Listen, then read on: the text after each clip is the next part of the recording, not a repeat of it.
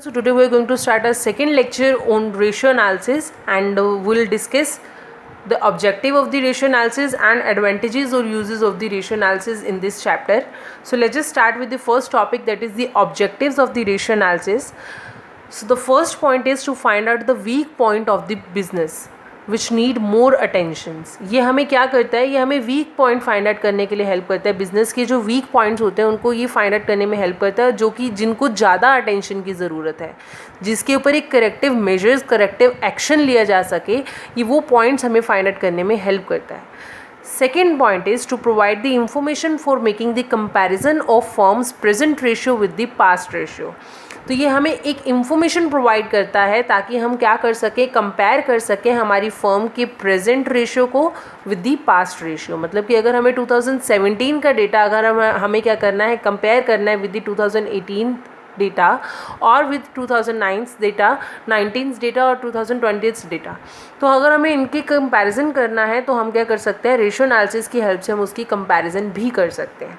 To provide the information for making the comparison with that of some selected firm in same industry. आप क्या कर सकते हैं, अपनी सेम इंडस्ट्री के अंदर जो कि आपकी एक कोई भी फर्म को जो आप सिलेक्ट करते हो, आप उसके साथ अपने फाइनेंशियल स्टेटमेंट को आप क्या कर सकते हैं, कंपेयर कर सकते हैं with the help of the ratio analysis. Just for an example, अगर कोलगेट है, वो कोलगेट जो है अपने डेटा को पेप्सोडेंट के डेटा के साथ क्या करती है, कंपेयर करती है. तो वो क्या कर रही हैं, वो with the help of ratio analysis, तो it will be easy for them to calculate the financial health of the business. मतलब कि ये पता लगाना कि फाइनेंशियल पोजीशन क्या है, वो हम क्या कर सकते हैं, रेशियो एनालिसिस की हेल्प से एक फर्म की दूसरे फर्म के साथ कंपेयर करके निकाल सकते हैं. To provide the information useful for making the plan for future. It provide the information to make the plan for the future. अगर मान लो कि अगर आपका करंट रेशियो जो है वो आपकी कंपनी का 2:1 नहीं है, क्योंकि हमारी कंपनी के जो करंट रेशियो होना चाहिए वो 2:1 होना चाहिए. It is the rule of thumb. अगर वो क्या है, 2:1 नहीं है, अगर वो 1:1 है, तो आपको क्या करना है, अपनी फर्म में फ्यूचर के अंदर अपने जो करंट एसेट्स हैं उनके ऊपर ध्यान देना होगा. करंट एसेट्स को आपने क्या करना पड़ेगा, आपको क्या करना पड़ेगा, इंक्रीज करना पड़ेगा to make it ideal ratio. उसको एक 2:1 में कन्वर्ट करने के लिए आपको क्या करना है, कुछ प्लान्स बनाने पड़ेंगे. तो रेशियो एनालिसिस आपको ये हेल्प भी करता है. It to give the information about the liquidity, solvency, activity and the profitability of the firm.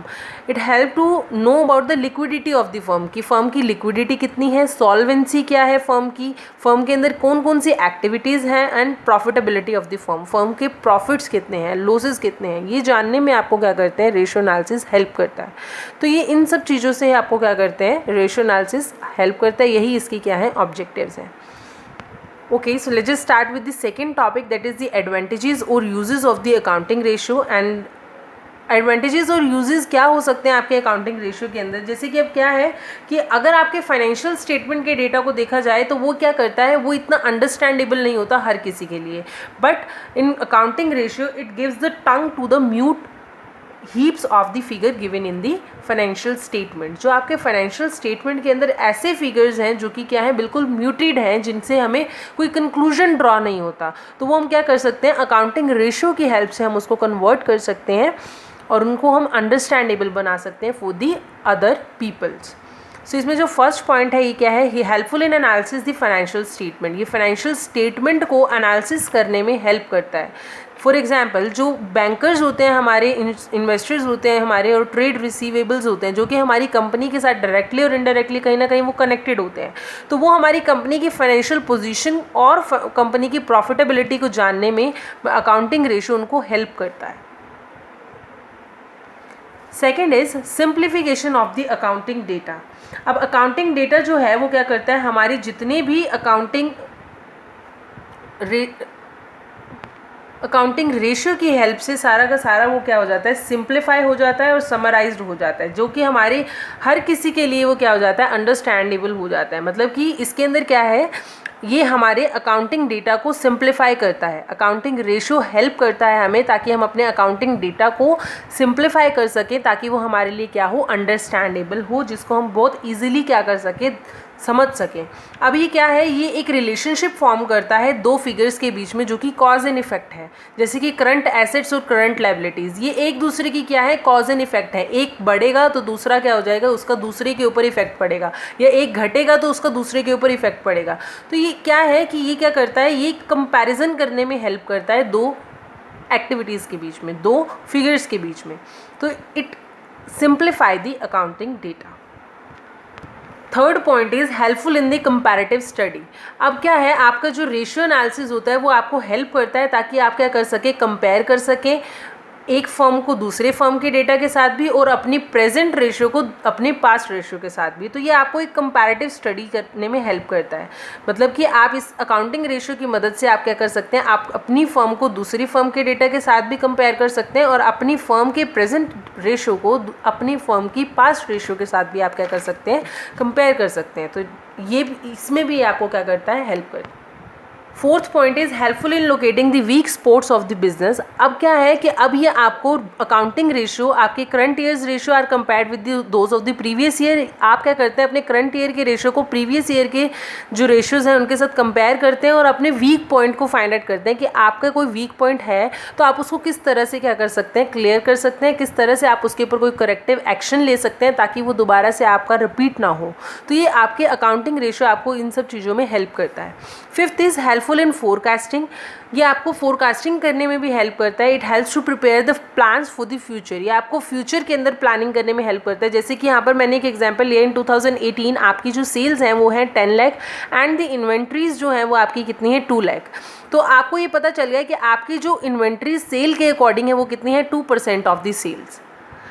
इसी तरह से अगर आपको 2019 के अंदर अगर आपने अपनी सेल्स को इंक्रीज़ करना है फ्रॉम 10 लाख टू 15 लाख और अगर आपने उसका 20% ही इन्वेंट्रीज रखनी है तो आपको क्या करना होगा, 20% ऑफ द 15 लाख जो कि कितना होगा, 3 lakh.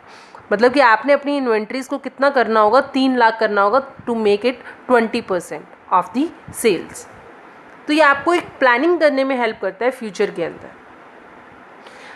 Sixth point is estimating the trend of the business. अब परसेंटेज और जो रेशियो जो है ये आपको हेल्दी और अनहेल्दी ट्रेंड बताने में हेल्प करता है कि अगर आपका बिजनेस प्रॉफिट अर्न कर रहा है, आपकी प्रॉफिटेबिलिटी रेशियो अच्छी है, it means you have the healthy trend. अगर आपकी प्रॉफिटेबिलिटी रेशियो कम है तो वो क्या होगा, आपके लिए अनहेल्दी ट्रेंड माना जाएगा। तो ये आपको एस्टिमेशन करने में भी हेल्प करता है। Seventh is the fixation of the ideal standard. ये आपको क्या करता है, आपकी कंपनी को, आपके बिजनेस को एक आइडियल स्टैंडर्ड के साथ आप क्या करते हैं, अपने एक्चुअल रेशियो को अपने आइडियल रेशियो के साथ कंपेयर करते हैं कि आपने एक साल पहले जो सोचा था कि आपकी कंपनी के अंदर इतनी आपकी एसेट्स होंगी, इतनी लायबिलिटीज़ होंगी, क्या एक्चुअल में आपकी उतनी ही एसेट्स या उतनी ही लायबिलिटीज़ आपकी हैं या नहीं है। तो ये आपको क्या करता है, आपकी जो एक्चुअल रेशियो है उसकी आइडियल रेशियो के साथ कंपैरिजन करने में हेल्प करता है ताकि आप ये पता लगा सको कि आपके बिजनेस की इफ़िशिएंसी कितनी है, आप उसको मेजर कर सको। Eighth point is effective control. Effective control में क्या है, ratio help to the management to enable और to assess the change that have taken place over a period of time. अब इसके अंदर क्या होता है कि आपके अकाउंटिंग रेशियोज़ के अंदर आपकी कंपनी की लिक्विडिटी, सॉल्वेंसी, प्रॉफिटेबिलिटी या उसकी एक्टिविटीज़ के बारे में पता चलता है कि बिज़नेस के अंदर कौन कौन सी एक्टिविटीज़ हो रही हैं, कितना बिज़नेस प्रॉफिट अर्न कर रहा है। अगर आपका बिज़नेस का प्रॉफिट कम है तो मैनेजमेंट क्या करती है, कुछ ऐसे एक्शंस लेती है ताकि वो क्या कर सके, अपने बिज़नेस का जो प्रॉफिट है उसको इंक्रीज़ कर सके। तो ये एक इफ़ेक्टिव कंट्रोल में भी हेल्प करता है। ये आपकी प्लानिंग में, कंट्रोलिंग में और मतलब कि बाकी जितने भी सारे, जैसे कि ऑर्गेनाइजिंग हो गया, डायरेक्टिंग हो गया, कम्युनिकेटिंग हो गया, कंट्रोलिंग हो गया, तो इन सब चीज़ों के अंदर आपको हेल्प करता है। ये जानने में हेल्प करता है आपको कि आप उसको किस तरह से कंट्रोल कर सकते हैं to earn more profit. Ninth point is to study of the financial soundness. अब आप क्या करते हैं, रेशियो एनालिसिस की हेल्प से अपनी बिजनेस की जितनी भी पोजीशन होती है उसके बारे में आपको पता लगा लेते हैं। आप ये पता लगा लेते हैं कि आपकी कंपनी की लिक्विडिटी कितनी है, आपकी कंपनी की सॉल्वेंसी कितनी है, आपकी कंपनी की प्रॉफिटेबिलिटी कितनी है, एंड उसी से ही आप अपनी कंपनी की फाइनेंशियल हेल्थ के बारे में पता लगाते हैं कि आपकी कंपनी कितनी फाइनेंशियली साउंड है। तो ये आपको एक अपनी कंपनी की फाइनेंशियल साउंडनेस में भी हेल्प करता है। तो हमने अभी जो एडवांटेजेस पढ़े हैं वो कौन कौन से एडवांटेजेस पढ़े हैं। तो फर्स्ट पॉइंट जो हमने पढ़ा था वो था कि helpful in analysis of the financial statement. Second point जो हमने पढ़ा था जो कि था simplification of the accounting data, जो कि हमारे डेटा को सिंप्लीफाई कर देता है। Third point is the helpful in the comparative study, जिसमें हम क्या करते हैं, कंपेयर करने में हेल्प करता है। ये हमें प्रेजेंट डेटा को पास्ट के साथ या एक फर्म को दूसरी फर्म के साथ। फोर्थ पॉइंट के अंदर हमने इसकी वीक स्पॉट्स के बारे में पता किया था कि बिजनेस के कौन कौन से वीक स्पॉट हैं। फिफ्थ पॉइंट के अंदर हमने इसकी फोरकास्टिंग के बारे में पता किया था कि हमें प्लान्स के बारे में पता चल जाता है कि हम फ्यूचर के अंदर किस तरह की प्लानिंग प्लॉटिंग करेंगे। सिक्स पॉइंट में हमने इसके ट्रेंड्स के बारे में पता किया था कि इसकी जो हेल्दी और अनहेल्दी ट्रेंड्स बिजनेस के पता लगाने में हमें ये हेल्प करता है। सेवेंथ पॉइंट में क्या था कि हमें एक आइडल स्टैंडर्ड सेट करने में हेल्प करता है कि हमारी कंपनी का आइडल स्टैंडर्ड क्या होना चाहिए। एट्थ जो हमारा पॉइंट था वो था हमारा इफेक्टिव कंट्रोल। ये हमें इफेक्टिव कंट्रोल लाने में हेल्प करता है हमारे बिजनेस के अंदर, ताकि हम प्लानिंग कर सकें, ऑर्गेनाइजिंग कर सकें, डायरेक्टिंग कर सकें, इस तरह की बहुत सारी चीज़ों को हम क्या कर सकें, कंट्रोल कर सकें। उसके बाद नाइन्थ जो पॉइंट था वो हमने पढ़ा था कि साउंडनेस कितनी है, फाइनेंशियल साउंडनेस कितनी है बिजनेस की, कि बिजनेस कितना फाइनेंशियली अच्छा है, कितना फाइनेंशियली हेल्दी है, ये जानने में हमें हेल्प करता है। Thank you so much.